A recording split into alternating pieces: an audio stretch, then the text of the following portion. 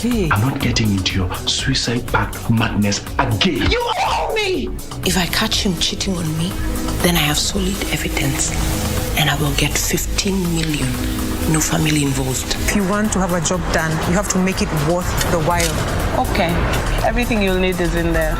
You promised to deliver. I just did. Well, I'm not satisfied with it. See, I told you I would have the last laugh.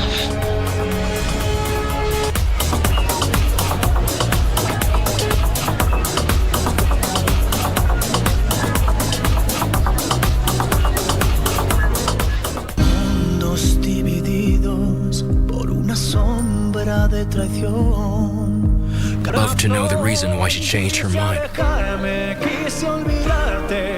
I think I'm losing my mind, Santiago. The only thing I can tell you is that I'm very hurt with how things went. I am practically family.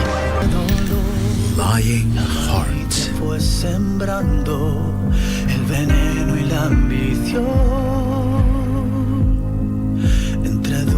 To get Romans chapter 10 as your skiza tune on your phone, dial star 811 star 962 hash. If you declare with your mouth Jesus is Lord and believe in your heart that God raised him from the dead, you will be saved. Romans chapter 10 verse 9. To get Romans chapter 10, dial star 811 star 962 hash. Star 811 star 962 hash. Are you an aspiring candidate in the upcoming general elections? Do you want your agenda and manifesto to reach your voters effectively? At KBC, we have the most comprehensive and credible online platform that has profiles of all prospective candidates. Log on to www.kbc.co.ke/2022 aspirants and let Kenyans know more about you, your past achievements, your manifesto, and your development agenda once you get elected to office. What's more, the website is easy to navigate. We will create your profile, post pictures and short videos with your campaign messages at affordable hosting fees. Log on to www.kbc.co.ke/2022 aspirants today and establish your brand authority as we lead towards the forthcoming general elections.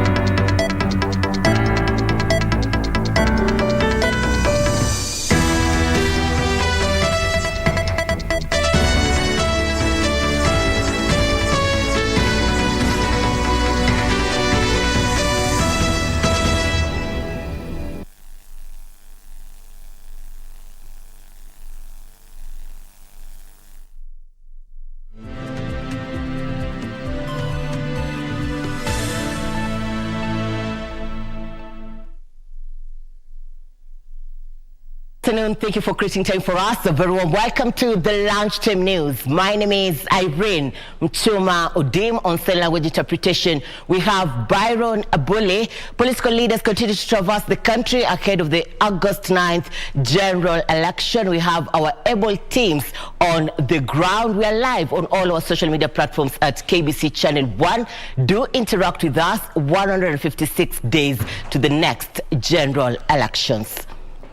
Deputy President William Ruto said he will accept the August 9th presidential results. Speaking at Mount Calvary Baptist Church, Maryland, USA, Ruto also called on Azimio la Umoja movement to accept the outcome of the elections. The Deputy President acknowledged the contribution of Kenyans in the diaspora to the economy of Kenya.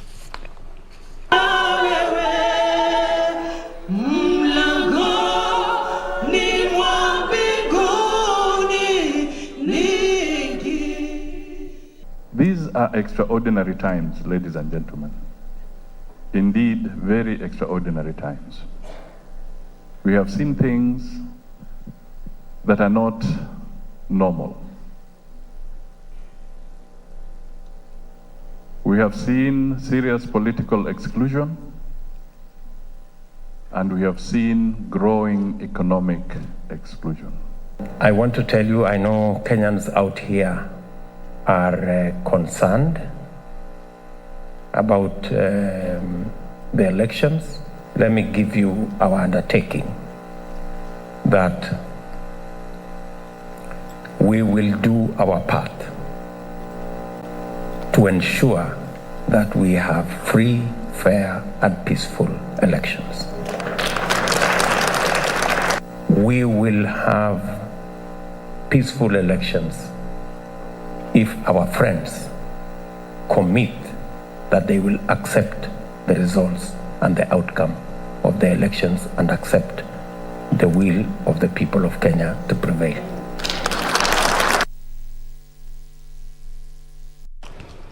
Nairobi woman representative Esther Passaris wants the Independent Electoral and Boundaries Commission to summon Deputy President William Ruto over claims of intimidation and rigging ahead of the August 9th general election. According to Passaris, the DP's claims of intimidation and rigging of the general election will erode public confidence on the election. Passaris says all politicians must be held accountable for their pronouncements and the law must not be seen to be applied selectively. Sababu Ruto amefika America na delegation kubwa akitumia state resources na anaenda kusema elections will be stolen. Sisi kama ODM tumesema free, fair, credible elections imekuwa ngumu, au kama haingekuwa ngumu baba angekuwa ashafika urais. Pale kuna shida tunafanya interventions, na hiyo ndio Raila Amolo Odinga. Hatuendi sasa Ulaya alafu tunaenda kwa America na tunasema elections zitaibiwa. Chebukati amka, kama elections zitaibiwa wewe ndio uko na shida. Tunataka kujua shida yako iko wapi. I love you so, I love you.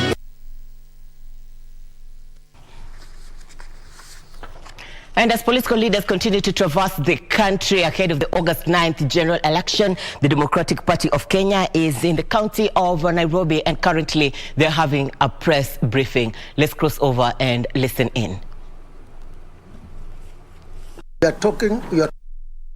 Look at those correlations. Look at when we say it in terms of percentage-wise.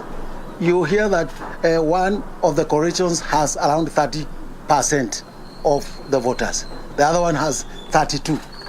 So if you add the two, that comes around 65%. That tells you there is a 35% of Kenyans that do not have where to go.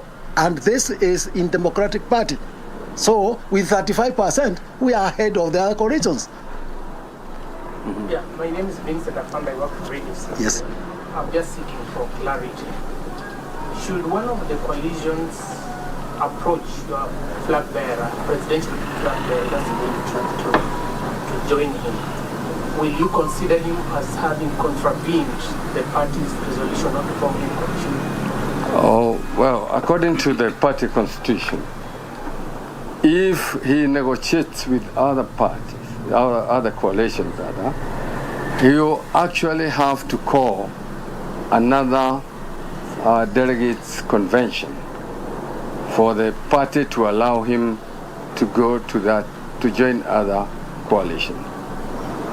And actually during the NDC, our presidential candidate stated that we are only open to negotiations after post-election, not pre.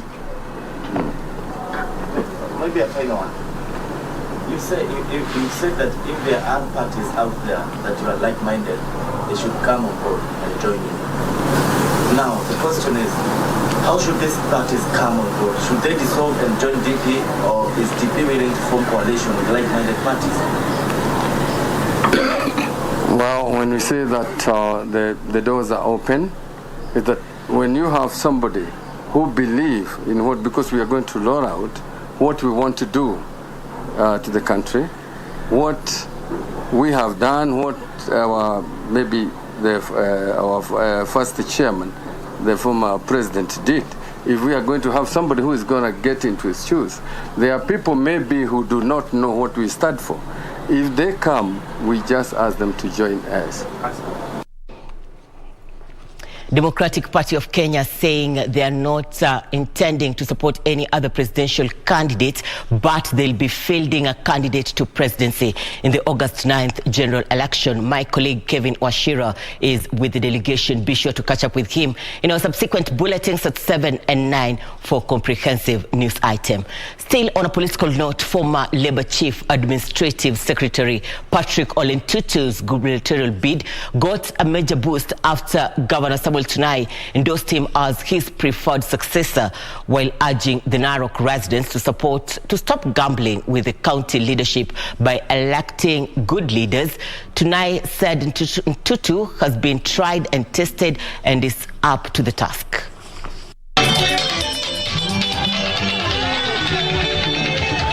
The Narok County gubernatorial race has taken a new twist after Governor Samuel Tunai named the former Labour Chief Administrative Secretary Patrick Ole Ntutu as his preferred successor.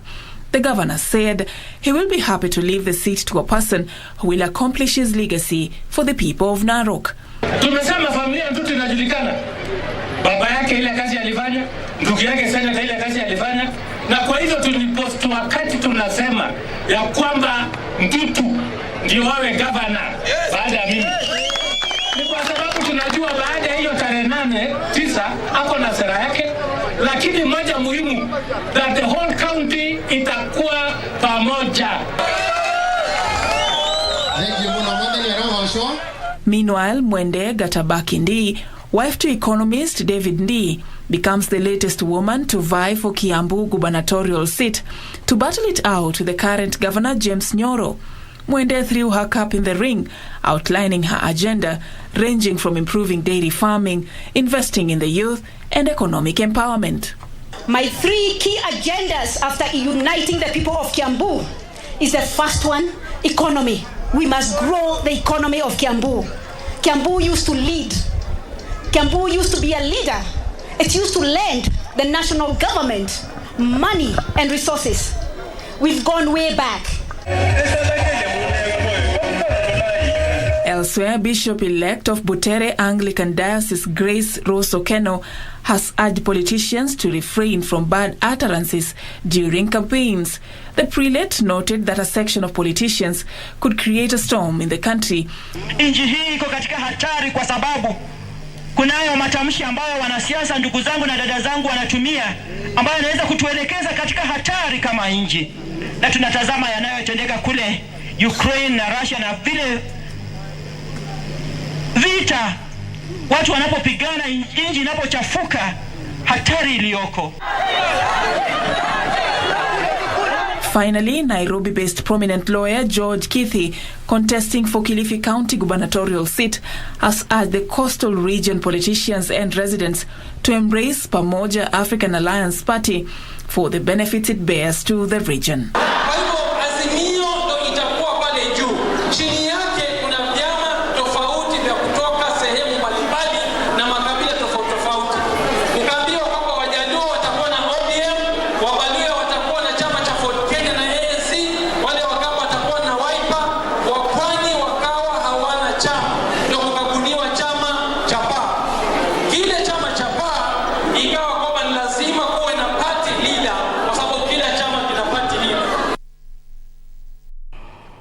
Politics realignments continue to take shape here in the home country, and undoubtedly it will be interesting to monitor how events unfold ahead of the August 9th general election, and KBC Channel 1 is indeed the place for you to get that coverage. Now to other concerns, shock and grief has hit Ndaraka village in Juja, Kiambu County after 3 members of the same family died in a fast-spreading fire that gutted their house on Friday morning. Caroline Wamaitha and her 2 children are said to have died when in a sleep when the fire started, with efforts by neighbors to rescue hitting a snag. Darasha village in Juja, Kiambu County. Residents are still in shock following a Friday morning fire incident that claimed the lives of 3 members of the same family. Caroline Wamaitha, her 9-year-old son, Alvin Kio, and her 6-year-old daughter were asleep when the fire started. Efforts by neighbors to rescue the family were futile, with one man who was part of the rescue mission left nursing serious injuries. Tumekuwa na huzuni mingi sana hapa area hii sababu ya moto ilitokea usiku ambaye tungeweza kuharakisha kuzima sababu huku hakukuwa na stima miezi 4 na maji yetu ni ya shimo inatokanga kwa tunawekanga stima ndio tupate maji.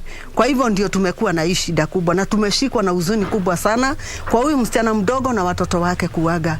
The cause of the fire is yet to be established, with residents calling on the government to address a months-long power outage in the area, which they say has forced them to use risky alternatives to light their homes. Kitu ilitusangaza sana ni hatukujua hii moto ilitokea wapi. Lakini kuhusu bwana juu alikuwa nje, ndio alikuwa anapiga mayo na kusema kujeni poesha moto. Alikuwa anasema ati ni kama kado ama sijui, lakini watu wote wale walikuja walishangaza kujua yeye alikuwa ndani ama alikuwa nje. Na mwanzo wa moto hakuelewa ilitoka wapi. Sisi kama wakaaji wa hapa tujalala usiku yote, tumelala hapa tukihuzunika. Tunaomba hata serikali yetu itusikie na ituwekee stima. The residents have called on well wishers to help them with the burial plans. Tungetaka tu watu wa hapa Darasha atusaidie hata watu wengine sababu hiyo kukufiwa na watu 3 sio kitu kidogo. For Lunchtime News, I'm Safin Aching Oma. State Department for Gender Chief Administrative Secretary J.B. Kilimo has called on the protection of the boy child following the increased cases of sodomy. This follows an incident where boys, 9 of them from a school in Narok, claim they were sodomized by a man well known to them. Cases of sexual harassment on children continue to rise in the country, with 9 boys from a school in Narok now claiming they have been sodomized by a well-known individual from the society.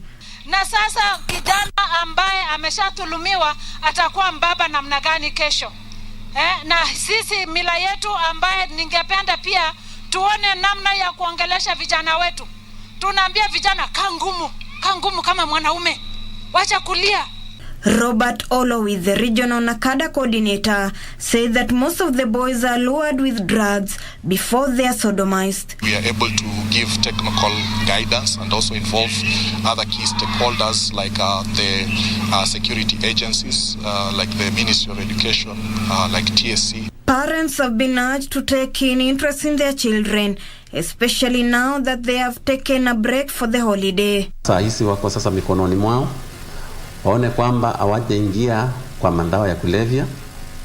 Watoto wetu wasichana waangaliwe kwamba wasiachiliwe hivyo. The Ministry of Gender have also advised members of the public to use the toll-free number 1195 to get help.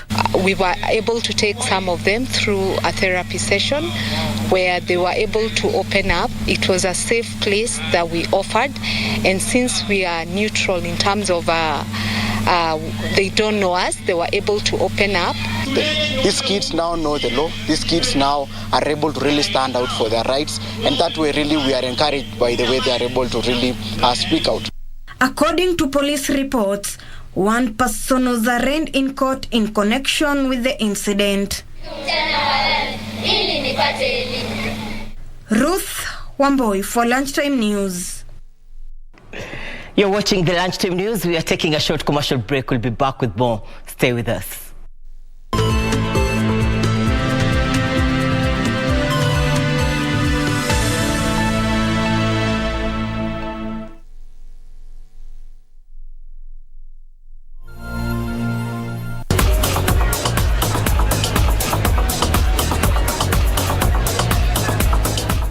There'll be a job opening soon. Really?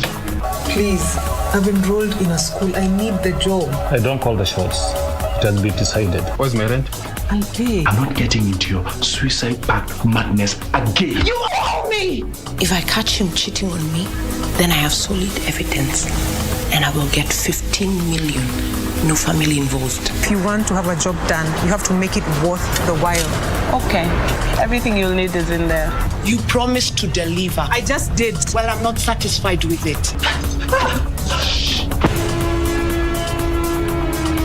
See, I told you I would have the last laugh.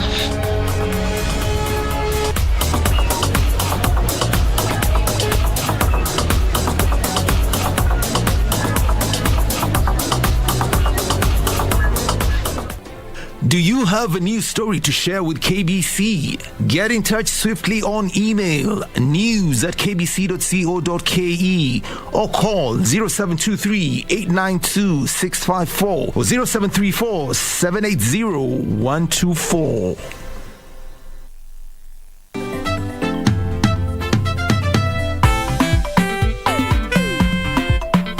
Okay, guys, do you think I've grown any big?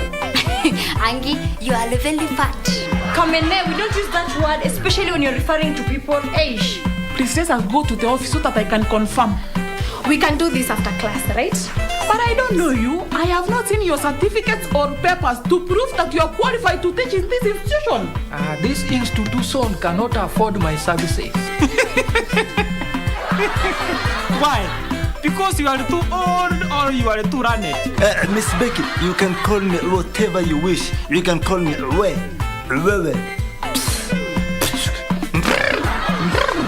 Baby, whatever that you wish, as long as you are here in the palace of Antebellum.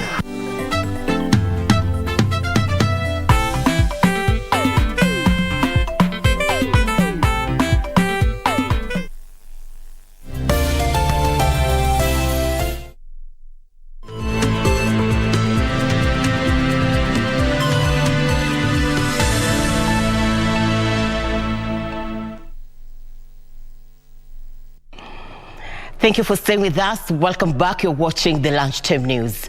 Youth and women in Moyale constituency in Marsabit County have been challenged to audit political aspirants before making their decision on who will represent them during the 2022 general election. Speaking at Abaraza in Moyale, Nairobi-based businessman Eden Sheikh Saleh noted despite the youth being the majority of the population, their interests are not represented. Speaking in Moyale, Nairobi-based businessman Eden Sheikh Saleh urged the youth to come out in their numbers and vote in their preferred candidates, and especially those who will represent the interests of women and youth in the region. Tunapiga kura kama wengine, tuko na vitambulisho kama wengine, lakini kukuja kwa rasilimali hatupati vile tunataka. Kupewa kazi majority rules minority. Tunakaa hapa, lakini wakati ya kura ikifika tunakuja kuombwa. Tunaombwa kila wakati kura. Sisi tunapigia watu ngoma kila wakati, lakini hatupati chochote. Our youth and women make huge populations and numbers in terms of votes. But when it comes to the table of decision making, they are not included, they are not consulted. So we request the youth and our women, the special group for that matter, to make their choosing wisely. Saleh, who is being fronted for the deputy governor position in Marsabit County, noted that despite their large numbers, women and youth remain marginalized. And I want to assure the rest of the country and also our electorate of Marsabit County that we are looking seriously this time round the issue of politics, so that we need to make a calculative move, rethink, reform, and reorganize on how we take politics, so that every community or the 14 tribes of Marsabit County can able to get the fair quota of what they ought to get, regardless of who will be in the county offices. The community has also pledged to ensure that the electioneering period will be peaceful. Hakuna kiti cha fulani kabila fulani. Tunataka Marsabit County kukuwe na usalama, tufanye kura kwa amani na utulivu.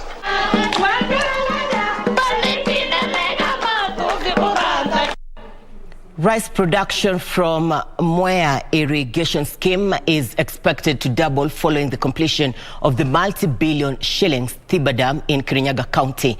National Irrigation Authority officials say they expect the dam to be filled by heavy rains expected in the country this month. National Irrigation Authority Deputy General Manager for Infrastructure Development, Charles Mwasia, says the area under irrigation will increase from 25,000 acres to 35,000 acres. The 20 billion shillings dam was commissioned in 2018 by President Uhuru Kenyatta as one of key flagship projects to boost food security efforts in the country.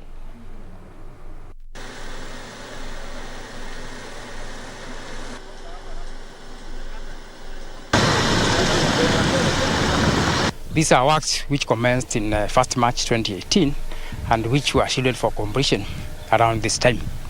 It's a dam which is where we are standing on the embankment, which is complete. It's an embankment where from the ground we have done 41 meters. So we are now reached at that level. What you can see now on our left is the reservoir area. We are going to store 15 million cubics of water, which will be used to support Muchuma irrigation project. When it comes to the dry season, the rice farmers downstream at Thiba or at Muchuma irrigation scheme always suffer from the shortage of water. So with Thiba Dam coming in, it will stabilize the river flow. That means the farmers who are farming downstream, especially at Muchuma irrigation scheme, will be able to have continuous water throughout the year. They will be able to irrigate the whole year.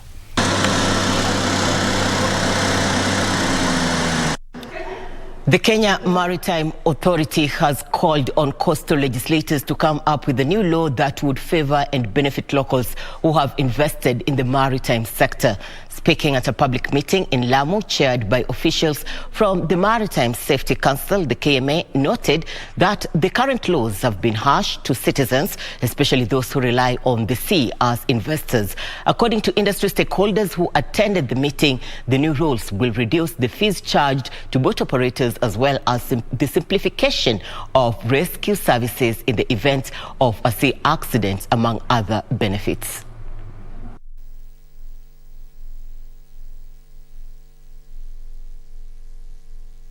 Hizi sheria haziathiri endapo zitapitishwa zitamfaidi mwananchi wa Lamu, kwa sababu kwanza kutakuwa na mapunguzo mengi yameweza kupungua kwa lengo la kuweza kuangalia yale maumivu ambayo kwamba alikuwa tukiyapeleka mara kwa mara katika shirika hili la KMA. Kutowaomba wabunge wetu wafanye bidii kuipitisha kwa haraka ili tuweze kupata nafuu kuliko sahihi maumivu kwamba tuko nao. Endapo hawatutupitishia, itakuwa watuonyesha wazi kwamba sisi kuwachagua wao haikuwa na faida yoyote, kwamba tumeweka wao mabungeni kwa lengo la kutusaidia na sisi bado tuumia. Kuongea na wenyeji hapa juu ya sheria mbili ambazo tunataka kuzitekeleza zaidi. Sheria zenyewe ni ile ya kwanza ni Kenya Maritime Authority Act ambayo ni KMA Act 2006 ambayo inatupatia nguvu ya kuregulate sekta hii ya Kenya. The government has raised alarm over yellow fever outbreak in the country. According to the Ministry of Health, the first case was detected on 12th January 2022 in Isiolo County, with 15 other patients presenting symptoms of the virus. Health officials say 3 out of 6 samples analyzed at Kemri turned positive. 3 of the patients have to date succumbed to the virus, as health officials warn of a possible spread in at least 10 high-risk neighboring counties. In a statement, the Ministry of Health says it is on high alert following rising cases of yellow fever that were first detected in Merti and Garbatula sub-counties in Isiolo County since the beginning of the year. 15 patients have so far presented with symptoms, the youngest being 11 years and the oldest 65 years of age. Majority are said to be young adults, though males are most affected. 3 of the patients have died. But the ministry says urgent measures need to be taken after 3 out of 6 samples analyzed at Kenya Medical Research Institute turned positive. Counties such as Wajir, Garissa, Marsabit, Meru, Samburu, Baringo, Elgeyo Marakwet, West Pokot and Turkana have been identified as high risk and are advised to mobilize resources to support response and prevention activities. Ministry of Health, however, says national incident management structures to manage the outbreak have been put in place, and it is seeking to establish the magnitude and extent of the outbreak in Isiolo and neighboring counties. Health officials also are planning to conduct yellow fever vaccination in Isiolo and the identified high-risk counties, also including Tana River and Mandera. Yellow fever is an acute viral hemorrhagic disease transmitted by infected mosquitoes of the Aedes species. Symptoms of yellow fever include fever, headache, jaundice, muscle pain, nausea, vomiting and fatigue. Kamchemenza for Lunchtime News.